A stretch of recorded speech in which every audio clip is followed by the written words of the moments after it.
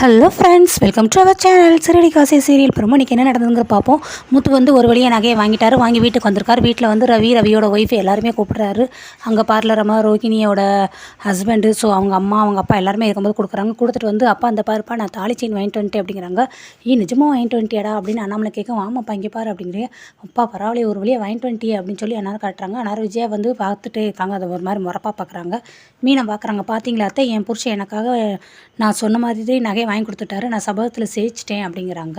ஆமாம் புள்ள, அதை சபதம் பெரிய மங்கம் அதை சபதம் அப்படின்னு சொல்லி விஜயை கலாய்க்கிறாங்க. ஆனால் அண்ணாமலை வந்துட்டு, ஏய் விஜயா என்ன பேசுகிற நீ? என்ன இருந்தாலும் அவன் வந்து அவனோட பொண்டாட்டியோட சபதத்துக்காக அவன் ஒரு தூரம் பாடுபட்டு வாங்கி கொடுத்துட்டான்ல பாரு, இனிமேல் கண்டிப்பாக முன்னேறிமா படிப்படியா அப்படிங்கிறாங்க. ஆமாம், இத்தனோடி தாலி செயின் வாங்கிட்டு வந்தால் போதுமா? அதில் இன்னும் கோர்க்கறதுக்கு குண்டு மணி, அதில் வந்து அந்த நன்னையும் போடுறது சாலி எல்லாமே இருக்குல்ல, அதெல்லாம் எப்போ வாங்குறதா அப்படின்னாங்க. கண்டிப்பாக என் வீட்டுக்கார் ஒன்று ஒன்றா வாங்கி கொடுப்பாரு. அதுக்கு நான் ஒரு ஐடியா வச்சுருக்கேன், எனக்கு ஒரு யோசனை இருக்குது அப்படிங்கிறாங்க. இப்பயே போட்டுக்கோ மீனா அப்படின்னு சொல்லி முத்து சொல்கிறாரு. இல்லை இருக்கட்டுங்க, நான் இன்னொரு நாளைக்கு பார்த்து போட்டுக்கிறேன் அப்படிங்கிறாங்க. ஆமாம், இதுக்கெல்லாம் நல்ல நாள் பார்ப்பாங்களாங்கோ அப்படின்னு விஜயா சொல்கிறாங்க. இருக்கட்டும் அத்தை, நான் பார்த்து போட்டுக்கிறேன் அப்படிங்கிறாங்க. போடு மீனா வச்சு முத்துவும் சொல்கிறாங்க. நான் நல்ல நாள் பார்த்து போட்டுக்கிறேங்க, அதுக்கு ஒரு ஐடியா வச்சுருக்கேன். என்ன ஐடியான்னு நான் சொல்கிறேன் அப்படின்னு சொல்லி மீனா சொல்கிறாங்க. அப்போ பக்கத்தில் ரோகிணி இருக்காங்க. போட்டுக்கோங்க மீனா, அதான் தாலி செயின் வந்துச்சுல, இன்னும் இதுக்கு மஞ்சள் கயிறோடு இருக்கீங்கன்னு. இருக்கட்டும் ரோகிணி, நான் பார்த்து போட்டுக்கிறேன், எனக்கு ஒரு யோசனை இருக்குது அப்படின்னு சொல்கிறாங்க. அங்கே வந்து ஸ்ருதியும் சொல்கிறாங்க. அதான் செயின் வந்துச்சுல மீனா, போடுங்க, நீங்கள் இதுக்கெல்லாம் சபதம் போட்டதில் ரொம்ப டூ மச், ரொம்ப ஓவர். இப்போ பாருங்கள், உங்கள் கை மஞ்சள் கயிறுலேருந்து கழட்டி இப்போ செயினை போட போகிறீங்க பார்த்தீங்களா, உங்கள் கைக்கு வந்துச்சு பார்த்தீங்களா. ஆண்டி நீங்கள் எதுக்கு எல்லா செயினையும் எடுத்து அவங்க இதெல்லாம் நகையில் நீங்கள் வச்சுருக்கீங்க, அந்த நகையெல்லாம் தூக்கும் போது நீங்கள் மீனா கிட்ட கொடுங்க. நீங்கள் வச்சுக்கிறது என்னமோ மார்வாடி கிட்டக்க நகை அடகுமனம் வச்ச மாதிரி இருக்குது, அதெல்லாம் நல்லா இல்லை ஆண்டி அப்படிங்கிறாங்க. நான் எங்கம்மா வாங்கி வச்சுக்கிட்டேன், நானாக வாங்கினேன், அவ்வளோ தான் கொடுத்தா, நான் இப்போ வாங்கினேன் அப்படிங்கிறாங்க. இல்லை ஸ்ருதி இருக்கட்டும், அந்த நகையில் அவங்ககிட்ட இருக்கட்டும், எனக்கு தேவையானதை இவரே எனக்கு இனிமேல் ஒன்று ஒன்றா வாங்கி கொடுப்பாரு அப்படின்னு சொல்கிறாங்க. சரின்ட்டு இவங்க உள்ளே போயிடுறாங்க. கரெக்டாக மனோஜும் வராரு. மனோஜ் அதாவது சொல்கிறாரு, என்னப்பா என்னமோ இவன் பெரிய நகை கடையாக வாங்கிட்ட மாதிரி ஓவராக சீன் போட்டுட்டு போகிறான் அப்படின்னாங்க. ரவி சொல்கிறாங்க, டே அவன் அன்னிக்காக எவ்வளோ ஆசாசியாக வாங்கியிருக்கான், அதை பார்க்க மாட்டியாடா நீ அப்படின்னு ரவி சொல்லவும் அண்ணாமலை சொல்கிறாங்க, டே தாயை போல் பிள்ளடா, அவங்க அம்மா மாதிரி தான் இவன், இப்போ இவனோட புத்தி எப்படி போகும், ரெண்டு பேரும் ஒரே மாதிரி தான் பேசுவாங்க அப்படிங்கிறாங்க. சரின்னு அடுத்து மீனாவும் முத்து ரூம்குள்ளே போயிடுறாங்க. ஆனால் மீனா வந்து ரொம்ப சந்தோஷமாக வராங்க. ஆனால் முத்து வராரு. என்ன மீனா ஆசாசியாக நான் வாங்கிட்டு வந்தேன், நீ இன்னமும் மஞ்சள் கயிறே போட்டிருக்க பார்த்தியா, இந்த செயினை எடுத்து போட்டுக்கிட வேண்டியதானே. சொல்கிறேங்க, அதுக்கு ஒரு ஐடியா வச்சுருக்கேன். என்ன ஐடியா வச்சுருக்கேன், என்ன நீ என்னை சொல்லவே மாட்டேங்கிறேனே. சொல்கிறேங்க, கண்டிப்பாக சொல்கிறேன் நான் அப்படிங்கிறாங்க. சரி வாங்க நம்ம வெளியில் போனோம், நீ எங்கே போகிறோம் அப்படின்னு. வாங்க போவோம். நான் எல்லாமே பார்த்தா முன்னக்கூட முன்னேற்பாடு மாதிரி எல்லாமே செஞ்சு வச்சுருக்க போலுக்குன்னு. ஆமாம் கண்டிப்பாக அப்படிங்கிறாங்க. பார்த்தியா உனக்காக நான் ஒரு சபதத்தில் நிறைவேற்றிட்டேன்னு. சரி உங்களுக்கு எப்படி காசு வந்துச்சு கையில் இதை வாங்குறதுக்கு அப்படிங்கிறாங்க. அதுவா, நான் ஒரு சவாரி போயிட்டு இருந்தேன்னா ஒரு சவாரி வந்து பேக்கில் வந்து மறந்து வச்சுட்டு போயிட்டாரா, அந்த பேக்கை திறந்து பார்த்தா பணம் நிறைய இருந்துச்சு.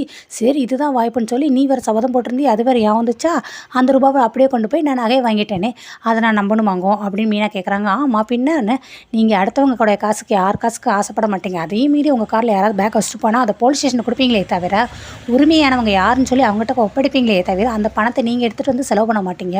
உங்களை பற்றி எனக்கு நல்லாவே தெரியும். என்ன கொஞ்சம் குடிப்பீங்க அப்பப்போ, ஆனாலும் வந்து உங்கள் கை வந்து துருன்னு இருக்கும், யாரையாவது அடிச்சுக்கிட்டே இருப்பீங்கன்னு. ஆமாம் நான் பெரிய தேங்காய் துருவல், என் கை துருன்னு துருவிக்கிட்டே இருக்குது அப்படிங்கிறாங்க. மீனானா சிரிக்கிறாங்க. பார்த்தியா இப்போ கடை என் கை வந்து துருன்ட்டே இருக்குது, இப்போ என்னம்மா பண்ண போகுது, என் பக்கத்தில் இருக்கிற ஆளை அடிக்க போகுது.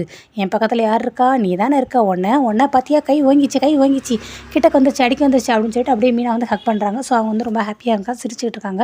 ஐயோ என்னை விடுங்க அப்படிங்க. சரின்ட்டு வந்து பார்த்தியா என்கிட்டே நிலை போயிட்டியா, சரி வாங்க நம்ம கிளம்பி போகணும், எங்கன்னு சொல்லு நான் சொல்கிறேன், நீங்கள் ஃபஸ்ட்டு கிளம்புங்க அப்படின்ட்டு மீனா அவரை வந்து காரில் ஒரு இடத்துல வந்து கூட்டிகிட்டு போயிடுறாங்க. அடுத்து இங்கே வந்து ரோகிணியை வந்து காட்டுறாங்க. ரோகிணி ரூமில் உட்காந்துட்டு இருக்காங்க. விஜய் வந்துடுறாங்க. ரோகிணி அப்படின்ட்டு, வாங்க என்ன அப்படிங்கிறாங்க. இல்லைம்மா அந்த மீனா பாரு சொன்ன மாதிரியே வாங்கிட்டாவா நகையை, ஆனால் அது எப்படின்னே தெரியலம்மா, எனக்கு என்னமோ அந்த பூக்காரி மேலே தான் டவுட்டாகவே இருக்குன்னு. ஏன் அவங்க என்ன பண்ணாங்க மீனா அப்படிங்கிறாங்க.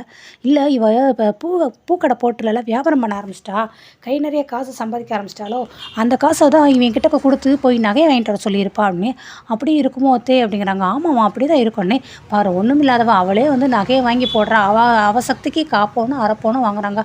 ஆனால் நீலாம் பெரிய கோடீஸ்வரி வீட்டு பொண்ணு, நீ ஏமா இப்படி சிம்பிளாகவே இருக்க, கலாச்சாரத்துக்கு ஏற்றப்பல இருக்குது, அதில் நல்லது தான். ஆனால் அந்த ஸ்ருதியை பாரு, அவள் பேசுகிறது, அவள் நடந்துக்கிறது, அவளுடைய பிஹேவியர்ஸ் எல்லாமே பாரு அப்படியே பணக்கார வீட்டு பொண்ணில் ஸ்டைலாக இருக்குது. நீ அது மாதிரி மாற்றிக்கோமா உன் கேரக்டர், உன்னோட நேர பிஹேவியர்ஸ் எல்லாத்தையுமே நீ உங்கள் அப்பாட்ட சொல்லி தங்கத்தை சாலி செயின் நெக்லஸ் அது இதுன்னு வாங்கி போட்டுக்கோமா அப்படிங்கிறாங்க.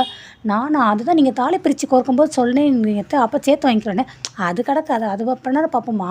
இப்போ நீ உங்கள் அப்பாட்ட சொல்லி பெரிய பெரிய செயின் குண்டுமணி அதெல்லாம் வச்சு வாங்கி போட்டுக்கோ அப்படின்னு. இல்லை ஆண்டி அப்பா வந்து பிஸ்னஸ் விஷயமா டூர் போயிருக்கானே. ஆமாம் எப்போ பார்த்தாலும் பிஸ்னஸ் பிஸ்னஸுங்காம அதுக்குன்னு மகளையும் பார்க்க சொல்லுமா, பிஸ்னஸ் முக்கியம்தான், சம்பாதிச்சா தானே செலவு பண்ண முடியும்.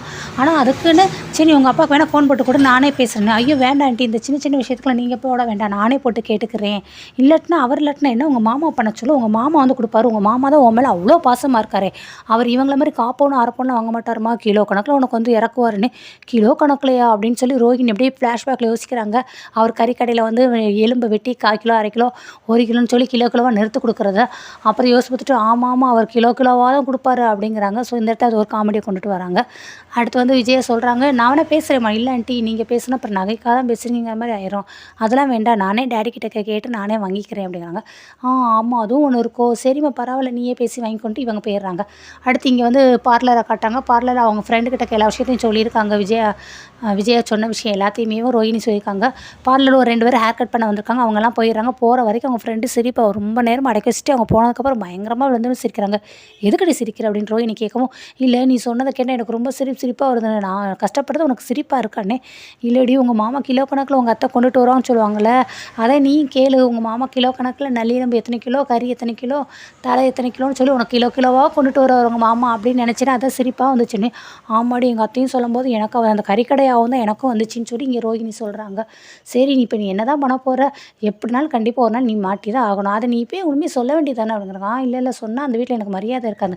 ஐஸ் கட்டிங்கிறது எப்படினாலும் ஒரு நாளைக்கு உருகி கீழே போக தான் செய்யும். அதுபோல் உன் போய் எப்படினாலும் ஒரு நாள் வெளியே வரும். இப்போ நம்ம எல்லாம் ஹேர் கட் பண்ண வந்தாங்களா, அவங்களுக்கு திருப்பி முடி வளரும், திருப்பி ஹேர் கட் பண்ண வருவாங்க. அதே மாதிரி உன் போய் திருப்பி சொல்ல ஒரு நாள் கண்டிப்பாக வெளிப்பட்டு தான் ஆகணும். ஏண்டி என்னை இப்படி பயமுறுத்துற நீ அப்படிங்கிறாங்க. ஆமாம் அப்புறம் என்ன பண்ண முடியும், சரி கையில் ஏதாவது காசு வச்சுருக்கேன்னு. நான் எங்கே வச்சுருக்கேன், அன்றைக்கி தான் தைப்பொங்கல் அப்போ சீர்வரிசை செய்கிறதுக்கு எல்லாத்தையும் செலவழிச்சிட்டேன், இனிமேலுக்கு காசுக்கு நான் எங்கே போகட்டும் அப்படின்னு இவங்க 2 பேர் பேசிகிட்டு இருக்கும்போதே உள்ளே வந்து அந்த லேபர் வர்றாங்க, பியூட்டி பார்லர் லேபர். ரோஹிணி உங்களை பார்க்குறதுக்கு யாரும் உங்கள் மாமா வந்திருக்காருன்னு. இன்னும் மாமாவா அப்படிங்கிறாங்க. ஒருவேளை அந்த கறிக்கடைக்காரர் தான் வந்துருப்பாரோன்ட்டு யோசிச்சுட்டு வெளியில் வாங்க. ஆனால் அவரை பிளாக்மெயில் பண்ணுற அந்த ஆள் வந்திருக்காரு. அவர் வந்துட்டு என்ன ரோஹிணி எப்படி இருக்கா, அன்றைக்கே உன்னை பார்க்க வந்தேன், நீ குடும்பத்தோடு ஊர் போயிருக்க தான் சொன்னாங்க, ஊருக்கு வரலாம் நினச்சேன், பட் ஆனால் அங்கே வந்தால் உன்னோட நிலைமை வேறு மாதிரி மாறிடும்ல, அதே வரல, இப்போ எதுக்கு நீ இங்கே வந்த அப்படிங்கிறாங்க. உன்னை பார்த்துட்டு போகலான்னு சொல்லி உன்கிட்ட காசு வாங்கிட்டு போகலான்னு சொல்லிட்டு. ஆமாம் இவள் வந்து உனக்கு ஏடிஎம் மிஷினு காசு வாங்குறதுக்கு உனக்கு அப்படின்னு. ரோஹிணி வந்து எனக்கு ஏடிஎம் மிஷின் கிடையாது, அவள் வந்து என்னோட பேங்க்கு அப்படின்னு சொல்லி அந்த பிளாக்மெயில் பண்ணுறவன் கேட்குறான். அவங்க ஃப்ரெண்டு ரொம்ப நக்கலாக கேட்குறாங்க. ரோஹிணி அவளை கொஞ்சம் நேரம் பேசாமல் இருக்க சொல்லுன்னு சொல்லி அவங்க ஃப்ரெண்டை வந்து வையிறாரு. சரி நீ போ, நான் இன்னொரு நாளைக்கு உனக்கு கொடுத்து அனுப்புகிறேன், இனிமேல் இந்த மாதிரி தேடிலாம் வராது அப்படிங்கிறாங்க. இனிமேல் நான் தேடி வர வேண்டிய அவசியம் இருக்காது, நீயே கரெக்டாக கொடுத்துருவேன்னு தெரியும், பட் லேட் பண்ணாமல் கரெக்டாக கொடுத்துரு அப்படின்னு சொல்லிட்டு அவர் பேராரு. இவன் ஏன்டி இப்படி எங்கள் மாமியை ஒரு பக்கம் என்னை இம்சப்படுத்தினா இவன் வேறு ஒரு பக்கம் இப்படி இம்சப்படுத்துகிறானே அப்படின்னு சொல்லி ரோஹிணி ரொம்ப ஃபீல் பண்ணுறாங்க. அடுத்து இங்கே காரில் வந்து மீனாவும் முத்துவும் வந்துடுறாங்க. எங்கே மீனா போகிறோன்னே சொல்லுறேன் நீங்கள் வாங்க அப்படின்னு கூட்டிகிட்டே போயிட்டே இருக்காங்க. சரி கரெக்டாக பார்த்தா அவங்களுடைய அம்மாவோட கோயில்கிட்ட பூ போட்டிருப்பாங்களே அந்த கடைக்கிட்ட வந்துட்டாங்க. அவங்க அம்மா தம்பி எல்லோரும் வந்துடுறாங்க. வாங்க மாப்பிள்ள வாங்க அப்படிங்கிறாங்க. ஆனால் அவங்க தங்கச்சி வந்துட்டு நீ மாமாக்கிட்ட சொல்லாமல் தான் கூட்டிகிட்டு வந்தியாக்கான்னு. ஆமாம் எதுவுமே இப்போ வரைக்கும் சொல்லலை அப்படின்ட்டு ஒரு பையை எடுத்து இந்த பையை கொடுக்குறாங்க. இந்தாங்க இதில் ட்ரெஸ் இருக்குது, இந்த ட்ரெஸ்ஸை நீங்கள் போட்டுட்டு வாங்க அப்படிங்கிறாங்க. ட்ரெஸ்ஸாக எதுக்கு என்ன அப்படிங்கிறாங்க. சொல்கிறீங்க அப்படிங்கிற தம்பியும் நகையெல்லாம் வாங்கி பார்க்குறாரு.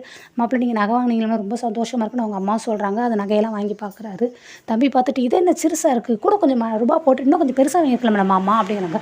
டேய் பேசாமல் வருடா, இது வாங்கினது பெரிய விஷயம் மாப்பிள்ளை வாங்கினது அப்படின்ட்டு அவங்க அம்மா சொல்கிறாங்க. ஏன் இப்படி பேசுகிறேன்னு அவங்க அக்கா மீனாவும் சொல்கிறாங்க. ஓ அப்படியா அப்படின்ட்டு அதுக்கடுத்து வாங்குவோண்டான்னு ஒன்று வாங்குவோண்டா உங்கள் அக்கா ஒரு லிஸ்ட்டே எழுதியிருக்காள்ன்னு சொல்கிறாரு. ஆமாத்தை வேறு பெரிய சபதம் வேறு போட்டுட்டா, அதனால் அதுக்காக நான் வாங்க தான் செய்யணும்னு சொல்லி முத்து வந்து ரொம்ப பெருமையாக பேசும்போது சரி ட்ரெஸ் மாற்ற டே நீ கூட்டிகிட்டு போடான்ட்டு அவன் தம்பியை அனுப்பி விட்றாங்க. அவர் தம்பி அங்கே போகிறாரு, போய் ட்ரெஸ் எல்லாம் மாற்றிட்டு வந்துடுறாரு. ஆனால் கரெக்டாக நம்மளுடைய பூசாரி இருக்காங்க. பூசாரி வந்துட்டு வாமா மீனா என்ன ரொம்ப நாள் ஆளையே காணோம் ஒன்று அப்படிங்க. ஆமாம் அங்கே கடை வச்சுட்டேன்னா அதனால் எனக்கு வேலை அதிகமாக இருக்குது. ஆனால் முத்து வர்றாங்க. மாப்பிள்ளை வாங்க நல்லா இருக்கீங்களா, மீனாக்கு ஒரு கடை வச்சு கொடுத்துருக்கீங்களாம்ல மீனா சொன்னானே. ஆமாம் அங்கே ஒரு கடை வச்சுட்டு உங்களுக்கு கோயிலுக்கு எதுவும் மாலை வேணும்னு சொல்லுங்கள், அங்கேயே கட்டி கொடுத்துருவோம் அப்படிங்கிறாங்க. அதுக்குன்னே அவங்க மீனாவோட அம்மா வந்துட்டு என்ன மாப்பிள்ளை ஏன் பொழப்பில் நீங்களே மண்ணலி போட்டுருவீங்க உங்களுக்கு. ஐயோ சரி உங்களுடைய தொழில் வருமானம் வேறு இங்கே இருக்கோ, சரி அப்போ நீங்கள் இவங்ககிட்ட கடையில் பூ வியாபாரத்துக்கு எல்லாத்துக்குமே மாலையாக ஆர்டர் கொடுத்துருங்க அப்படின்னு சொல்லி முத்து சொல்கிறாரு. சரி வாங்க அப்படின்ட்டு என்ன எதுக்கு அப்படிங்கிறாங்க. கரெக்டாக உள்ள கோயிலுக்குள்ளே போகிறாங்க. ஸோ இந்த ட்விஸ்ட்டில் மீனா என்ன வச்சுருக்காங்க, தாலியில் வந்து அந்த குண்டு பண்ணி அந்த நன்னையை அதெல்லாம் சேர்க்குறாங்களா அப்படிங்கிறத நம்ம தொடர்ந்து பார்ப்போம். ஸோ மறக்காமல் அது வரைக்கும் காத்துருங்க. தேங்க்யூ.